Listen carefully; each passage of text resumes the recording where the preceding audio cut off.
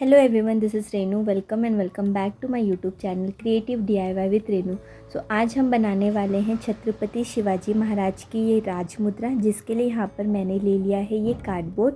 तो ये कार्डबोर्ड काफ़ी ज़्यादा थिन है, तो इसे थिक करने के लिए मैंने इसके ऊपर 2-3 कार्डबोर्ड्स की लेयर यहाँ पर मैंने स्टिक कर दी है। तो सबसे पहला जो मैंने लिया है ऊपर का, जो काफ़ी पतला, जो कैडबरी सेलिब्रेशन फेलिलो का जो बॉक्स होता है उसका कार्डबोर्ड मैंने स्टिक किया है। बट आप देख सकते हो ये कितना ज़्यादा पतला है। तो फिर से मैंने यहाँ पे और 2 कार्डबोर्ड्स लिए हैं, बट जो इसका जो साइज़ है वो काफ़ी ज़्यादा छोटा है। तो मैंने यहाँ पे 2 कार्डबोर्ड के टुकड़े को इस तरीके से यहाँ पे स्टिक कर लिया है। और ये जब स्टिक हो जाएगा तो मैं इसे इस शेप का यहाँ पर कट कर लूँगी, ताकि जो हमारा बेस है वो रेडी हो जाए और हमें एक थिक सा बेस मिल जाए हमारे नेक्स्ट प्रोसेस के लिए। तो यहाँ पे सेंटर में इसके बीच में यहाँ पे गैप है, और ये मे बी टर्न भी हो सकता है, फोल्ड भी हो सकता है। इसके लिए यहाँ पर मैंने इस तरीके से इसे मास्किंग टेप से फिक्स कर लिया है ताकि ये हिले ना। अब इसके जो एजेस है यहाँ पर भी मैंने अच्छे से यहाँ पर मास्किंग टेप से इसे सिक्योर कर लिया है ताकि हिले ना या फिर बेंड वगैरह ना हो। और बीच बीच में भी मैंने यहाँ पे सेलो टेप और ये मास्किंग टेप लगा लिया है, ताकि जब इस पे हम नेक्स्ट जो प्रोसेस है, यहाँ पे मैं टिश्यू पेपर इस पर लगाने वाली हूँ इसके बेस को रेडी करने के लिए, तो ताकि ये पानी की हेल्प से मुड़े ना, इसीलिए यहाँ पे मैंने बीच बीच में इस तरीके से टेप्स लगा लिया है। और इसके जो बॉर्डर्स है, इसके जो एजेस है, इस पे भी पानी ना जाए और जो अनइवन सा पार्ट है वो भी हाइड हो जाए, इसलिए मैंने इसके कॉर्नर्स पर भी इस तरीके से इसे मास्किंग टेप से कवर कर लिया है। अब बढ़ते हैं सेकेंड प्रोसेस की तरफ। तो यहाँ पर मैंने पानी और थोड़ा सा फेविकोल का एक सोल्यूशन रेडी कर लिया है। अब मैंने यहाँ पे लिया है कुछ टिश्यू पेपर। तो यहाँ पे मैंने टिश्यू पेपर की 2-3 लेयर इस कार्डबोर्ड के ऊपर चढ़ा दी है, ताकि इसका जो बेस है अच्छा से एक स्ट्रॉन्ग बेस रेडी हो जाए। तो यहाँ पर मैंने आगे और पीछे दोनों ही साइड से इस तरीके से टिश्यू पेपर की लेयरिंग की है, ताकि हमारा जो ये सरफेस है काफ़ी ज़्यादा स्ट्रॉन्ग हो जाए और कार्डबोर्ड ना दिखे। तो ये सूखने के बाद नेक्स्ट डे काफ़ी अच्छा स्ट्रॉन्ग हो चुका था और ये कुछ इस तरीके से दिखाई दे रहा था। तो यहाँ पे इसके फ्रंट वाले साइड में मैंने यहाँ पे 1.5 सेंटीमीटर का डिस्टेंस लेकर एक मार्जिन पे यहाँ पे मैंने एक बॉर्डर बना लिया है, ताकि इस पे हम कुछ डिज़ाइन वर्क कर सके। और सेंटर पे हमारे स्केल की साइज़ के अकॉर्डिंग मैंने यहाँ पे लाइंस ड्रॉ कर ली है, ताकि मुझे इस पे जो राजमुद्रा पे चीज़ें अंकित होती है, जो लिपि लिखी होती है, वो मुझे यहाँ पे लिखना है। तो मैंने प्रॉपर जितना हमारे स्केल की लेंथ और हाइट है उसके अकॉर्डिंग मैंने यहाँ पे मार्क करके अब मैंने यहाँ पे पेंसिल की हेल्प से इस पर लिख लिया है, ताकि जब मैं इस पे मोल्डेड क्ले से चीज़ें लिखूँ तो वो प्रॉपर वे में रहे और मुझे उसमें दिक्कत ना हो लिखते वक्त। तो काफ़ी अच्छी तरीके से मैंने पेंसिल से अच्छी तरीके से लिख लिया है। आप चाहे तो इस बेस के ऊपर आप इरेज़र भी यूज़ कर सकते हो, उससे कोई भी फ़र्क नहीं पड़ेगा अगर कोई मिस्टेक हो गई हो तो ये हमारा, ये देखो जो सिंपल सा बेस है ये रेडी हो चुका है। अब मैंने यहाँ पे ले लिया है वॉल पुट्टी।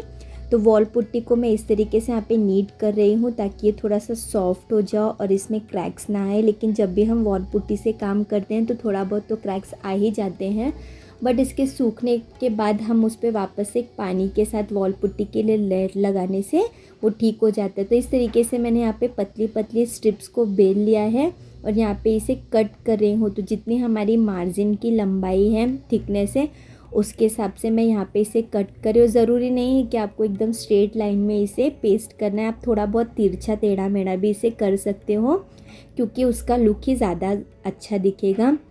तो यहाँ पे थोड़ा सा मैंने पानी की हेल्प से इसे, पानी और वॉल पुट्टी की हेल्प से नीचे के बेस को मैं यहाँ पे स्टिक कर रही हूँ और थोड़ा सा पानी की हेल्प से मैं इसे स्मूथ करते जा रही हूँ। तो इस तरीके से मैंने इसका बॉर्डर यहाँ पर रेडी कर लिया है। अब मैं यहाँ पर ले रही हूँ मोल्डेड क्ले, ताकि जो हमने लिपि लिखी है इसके सेंटर में उससे हम इसे लिख सके। तो यहाँ पे आप वॉल पुट्टी का यूज़ नहीं कर सकते हो, क्योंकि वॉल पुट्टी टूट जाती है, क्रैक्स हो जाती है।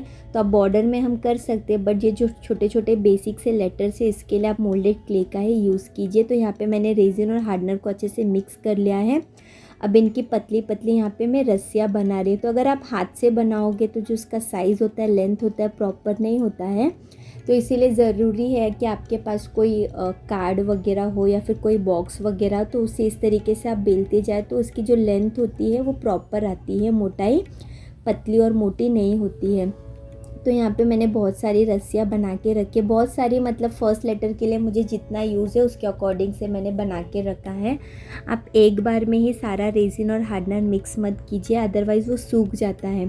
क्योंकि इतना इजी लग रहा है प्रोसेस कि चलो हमने बना लिया और हम इसे फटाफट लिख लेंगे, तो ये इतने ज़्यादा इजी नहीं है, क्योंकि इसे बार बार आपको बेसिक चीज़ों को आपको कट करना पड़ रहा है, मात्राओं के लिए, कुछ अक्षर के लिए। तो इसके लिए आपको थोड़ा सा ज़्यादा टाइम लगेगा। तो आप एक बार में ही बहुत सारी रस्सियाँ मत बनाइए और ना ही रेजिन और हार्डनर मिक्स करके रखिए, थोड़ा थोड़ा अमाउंट में इसे यूज़ कीजिए। छत्रपति शिवाजी महाराज की यह राजमुद्रा साम्राज्य के आदर्शों को दर्शाती है। छत्रपति शिवाजी महाराज की यह राजमुद्रा पर संस्कृत में लिखा गया है। इसका अर्थ है, शाहजी के पुत्र शिवाजी की यह मुद्रा प्रतिपदा के बढ़ते चंद्रमा की तरह विश्व वंदनीय और लोगों के कल्याण के लिए है। शिवाजी महाराज ने स्वराज्य स्थापना की प्रतिज्ञा ली थी। वह प्रतिज्ञा उन्होंने स्व सुख के लिए नहीं बल्कि रयते यानी कि जनता के कल्याण के लिए ली थी। छत्रपति शिवाजी महाराज की यह राजमुद्रा आज भी महाराष्ट्र और भारत के ऐतिहासिक और स्वाभिमानी विरासत का एक महत्वपूर्ण प्रतीक मानी जाती है। शिवाजी महाराज को यह राजमुद्रा उनके पिता शाहजी द्वारा प्रदान की गई थी। शिवाजी महाराज इसका उपयोग सभी आधिकारिक पत्रों, दस्तावेजों आदि पर मुहर लगाने के लिए किया करते थे।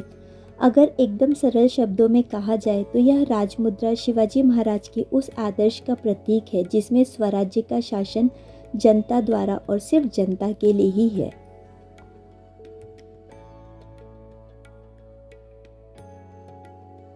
तो यहाँ पे मोल्डेड क्ले की हेल्प से मैंने इसकी ये पतली वाली बॉर्डर भी यहाँ पर मैंने रेडी कर ली है। और सेकेंड डे ये सूखने के बाद कुछ इस तरीके से दिखाई दे रहा है। तो ये काफ़ी ज़्यादा स्ट्रॉन्ग और सुंदर सा दिखाई देने लगा है।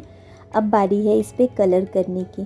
तो यहाँ पर मैं यूज़ कर रही हूँ ब्राउन शेड, पर उसके पहले यहाँ पे मैंने जो वॉल पुट्टी का काम किया था उसमें कुछ क्रैक्स वगैरह आ गए हैं।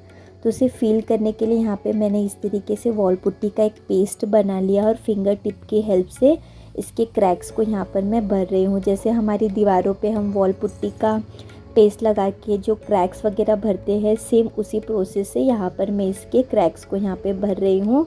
और ये हार्डली 2-3 घंटे के बाद सूखने के बाद काफ़ी ज़्यादा अच्छा हो गया था। अगर आपको इसको स्मूथ टेक्सचर देना है तो आप थोड़ा सा पानी की हेल्प लीजिए। पानी को अपने फिंगर टिप पर लगाकर इसके सरफेस को इस तरीके से रब करते करते स्मूथ कर सकते हैं। तो यहाँ पे मैंने बहुत ज़्यादा थिक पेस्ट नहीं बनाया, एकदम नॉर्मल से हम बेसन का पेस्ट कैसे बनाते उस तरीके से मैंने यहाँ पे बना लिया है। अब ये सूखने के बाद काफ़ी ज़्यादा सुंदर लग रहा है और जिसके क्रैक्स वगैरह थे वो भी फिल हो चुके हैं। अब मैंने यहाँ पे लिया है ये ब्राउन एक्रेलिक पेंट और इसका जो सेंटर वाला पोर्शन है उस पर मैं यहाँ पे कर रही हूँ ब्राउन कलर। तो यहाँ पे मैंने ब्राउन के 2 शेड्स का यूज़ किया था। दोनों को थोड़ा सा मैंने सोचा था मिक्स करके करूँ, बट उसका जो शेडिंग वगैरह था वो ख़राब हो गया था। मतलब जब मैं इसे कलर कर रही थी तो काफ़ी ज़्यादा मेसी हो गया था। इसके पहले भी मैंने ये राजमुद्रा बनाई है, बट तब मुझे कलरिंग में इतनी ज़्यादा प्रॉब्लम नहीं हुई थी। बट ये मैं किसी और के लिए बना रही हूँ, तो शायद मैं डरते डरते बना रही थी कि ख़राब ना हो जाए, इसीलिए मे भी शायद ज़्यादा मेस हो गया। तो इसके जो एजेस है यहाँ पर मैंने ब्लैक एक्रेलिक पेंट का यूज़ किया है। बट मुझे ये सेकेंड डे ही किसी को देना था, तो मैंने इसका वेट ही नहीं किया कलर सूखने को। और देखिए यहाँ पे कितना ज़्यादा मेस हो गया। और मैं इसके ऊपर गोल्डन कलर भी अप्लाई कर रही हूँ, तो वो ब्राउन वाला कलर भी इसमें फैल रहा है, ऊपर से ब्लैक वाला भी फैल रहा है। तो ये काफ़ी ज़्यादा मेसी हो गया था कलर करते समय। तो जैसे तैसे मैंने इसे ठीक किया, जैसे तैसे मतलब फिर से मैंने उसके ऊपर ब्राउन कलर की कोटिंग करी, फिर मैंने ड्रायर से उसे सुखाया। अब मैं यहाँ पे गोल्डन पेंट का यूज़ कर रही हूँ, बट ये भी बहुत ज़्यादा हो गया। तो ये जो बेस था इसका काफ़ी ज़्यादा गोल्डन गोल्डन सा दिख रहा था।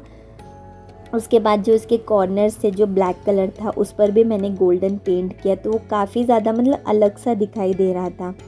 इसके ऊपर जो हमने ये लिपि लिखी थी संस्कृत में, उसके बाद मैंने इसे थोड़ा सा और हाईलाइट करने की कोशिश करी। तो यहाँ पे फिर मैंने ब्लैक पेंट का यूज़ किया और फिर से मैंने इसके ऊपर लिखा। तो जो नीचे का बेस है वो बहुत ज़्यादा शाइनी और आई कैची दिख रहा था। जो इस पर लिखा हुआ था वो इतना ज़्यादा उभर कर नहीं दिख रहा था। तो यहाँ पर मैंने ब्लैक से लिखा ताकि मैं इसके ऊपर फिर से गोल्डन कलर अप्लाई कर सकूँ। बट मेरा जो बेस था यहाँ पे वो ही इतना ज़्यादा गोल्डन था कि ऊपर का पोर्शन दिखाई नहीं दे रहा था। तो फिर से मैंने इसके बेस को अच्छे से ब्राउन कलर से थोड़ा कवर किया। तो मैंने दोबारा इस पर गोल्डन कलर नहीं किया, जो ऑलरेडी नीचे गोल्डन कलर था उसी के ऊपर मैंने बहुत हल्के हाथों से ब्राउन कलर का यूज़ किया ताकि अच्छे से इसका बेस फिक्स हो जाए। तो अब ये देखिए कितना ज़्यादा सुंदर और अच्छा लगने लगा। तो पीछे वाला जो पोर्शन था उस पर मैंने हुक स्टिक कर दिया और यहाँ पे उसे भी ब्लैक कलर कर दिया और लास्ट में मैंने इस पर अप्लाई कर लिया वार्निश ताकि ये हर जगह से सेफ़ और सिक्योर हो जाए। और वार्निश ऐड करने के बाद जो इतना सुंदर इसका लुक निखर कर आया है उसके बारे में मैं आपको क्या ही बताऊँ। फ़ोन में इतना ज़्यादा अच्छा नहीं लग रहा है जितना ये रियल में लग रहा है। रियल में अगर आप इसको देखोगे तो मानो ये एक मेटल का ही राजमुद्रा आपके हाथ में है। ये इतना ज़्यादा सुंदर और शाइनी लग रहा था। तो बनने के बाद देखिए इसका लुक कुछ इस तरीके से निखर कर आया है। तो उम्मीद करती हूँ कि आपको आज का ये DIY पसंद आया होगा। अगर वीडियो पसंद आए तो प्लीज़ चैनल को सब्सक्राइब कीजिए और वीडियो को लाइक कीजिए। Till then take care, bye bye. समृद्ध सुख प्रजेला शिवराज